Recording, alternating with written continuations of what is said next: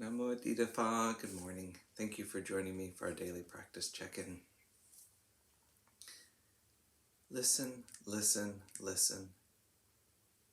This beautiful sound calls us back to our true home.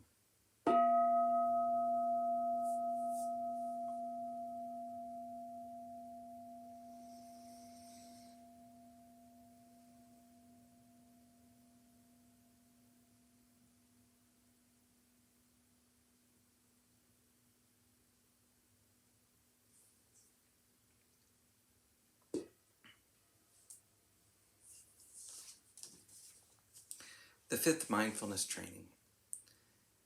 Aware of the suffering caused by unmindful consumption, I vow to cultivate good health, both physical and mental, for myself, my family, and my society, by practicing mindful eating, drinking, and consuming.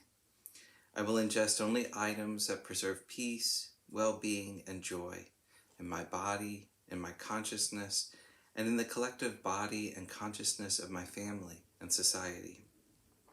I'm determined not to use alcohol or any other items that contain toxins, such as certain TV programs, magazines, books, films, and conversations. I'm aware that to damage my body or my consciousness with these poisons is to betray my ancestors, my parents, my society, and future generations. I will work to transform violence, fear, anger, and confusion in myself and in society by practicing a diet for myself and for society. I understand that a proper diet is crucial for self-transformation and the transformation of society.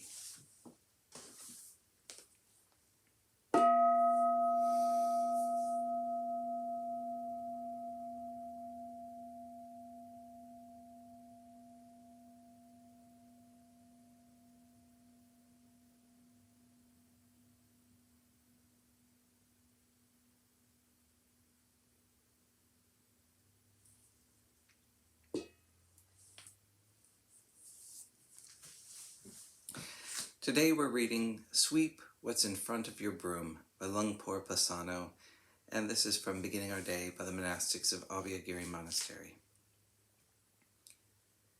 We have a very full schedule here at the monastery over the coming days.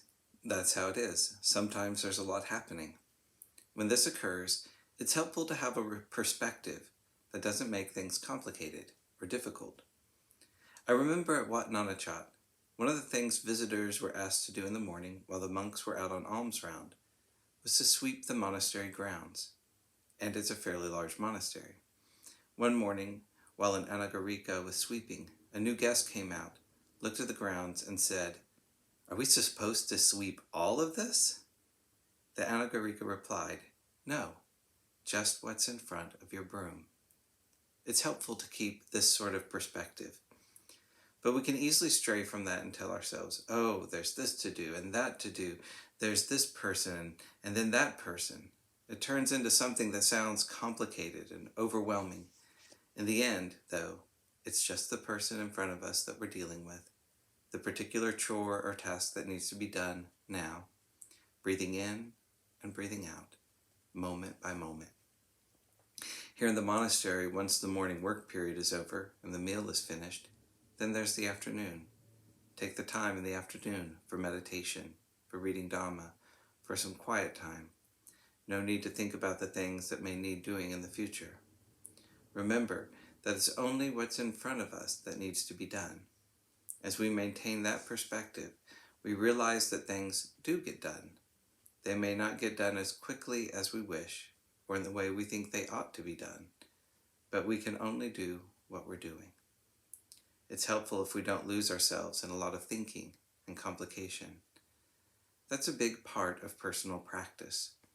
Without that, we might start thinking of all the things we need to do to become a proficient meditator or a practitioner. I've got to get my precepts down, learn the Vinaya, learn the chanting, get this meditation technique working, and then that other technique as well. There's this other technique I haven't even tried yet. There's this reflection I don't know, and that aspect of Buddhist philosophy that I have yet to understand. Then we might think, oh, this is hopeless. I'm just giving myself more suffering and more difficulty than I ever had before. But if we drop all of that and attend to just one breath at a time, to one mental state at a time, and that's all, if we can attend to things from that perspective, then everything is doable.